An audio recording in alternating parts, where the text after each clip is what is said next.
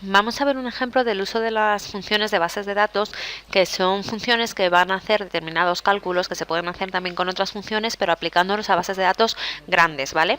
Para hacer el ejemplo he creado aquí una base de datos muy pequeña, ¿vale? Para ilustrarlo, pero realmente estas funciones se suelen utilizar con bases de datos muy grandes, ¿vale? Porque facilitan mucho los cálculos que vamos a hacer. Vamos a comenzar con la función suma, ¿vale? Bases de datos suma, para empezar a hacer el ejemplo. Posteriormente, en otros ejemplos, usaremos el mismo ejemplo para ver cómo cambia el resultado en función de la fórmula que utilicemos, porque realmente estas funciones son todas iguales, los argumentos son siempre los mismos, ¿vale? Vamos a usar el argumento de la base de datos que vamos a utilizar, del campo que vamos a utilizar para realizar el cálculo y del criterio que vamos a aplicar. Pero lo único que va a cambiar va a ser el nombre de la función. En este caso lo que queremos calcular es las ventas de cada día de la semana de cada una de las delegaciones de la empresa por separado. Entonces me he hecho aquí esta pequeña tabla que será la que tengamos que rellenar. Para hacer el ejemplo simplemente lo vamos a hacer con la delegación norte y con las ventas del lunes, ¿vale? Para ilustrar el ejemplo. Con el resto sería igual. Luego podéis practicar, como os podéis descargar la tabla, pues podéis practicar con el resto de ejemplos para ver si os sale el resultado adecuado. Como además partimos de un ejemplo muy pequeñito, es muy fácil ver si la fórmula ha funcionado o no, porque podemos sumar los resultados o hacer la media, o la función que utilicemos lo podemos hacer porque vemos todos los datos. En una base de datos mucho más grande es más complicado porque no se verían los datos y nos llevaría mucho tiempo. Entonces vamos a comenzar, como hemos dicho, a sumar las ventas del lunes de la delegación norte. Para ello usamos la función bdsuma, base de datos suma.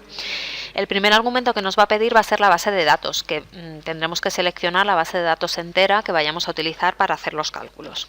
En segundo lugar, el nombre del campo. Lo podemos hacer de dos maneras. La más sencilla es seleccionar la columna, el nombre del campo, seleccionando la celda en donde está. También podríamos escribir el texto entre comillas, ¿vale? Es otra función exactamente igual. El problema es que, bueno, tenemos que escribirlo exactamente igual para que éste lo pueda reconocer. Si cometemos cualquier error ortográfico o no usamos comillas o no ponemos el espacio o lo que sea, no lo va a reconocer. Y por último, los criterios. Aquí lo que le vamos a especificar es los criterios que tiene que utilizar para hacer la suma. En este caso vamos a utilizar dos criterios, que son las ventas de los lunes y la delegación norte.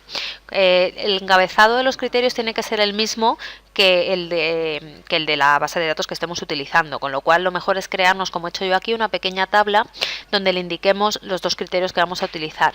En este caso, delegación norte y ventas lunes, con lo cual tendremos que seleccionar el rango que queramos utilizar y ese sería nuestro criterio.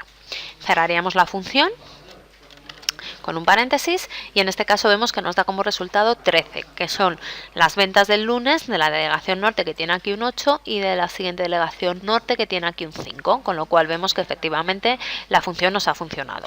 Para posteriores ejemplos, como digo, vamos a seguir utilizando esta misma base de datos para hacerlo siempre en el lunes, el promedio, la media, la mediana, y luego posteriormente vosotros para practicar podéis ir rellenando el resto de las delegaciones y el resto de las ventas de los días para practicar con estas funciones.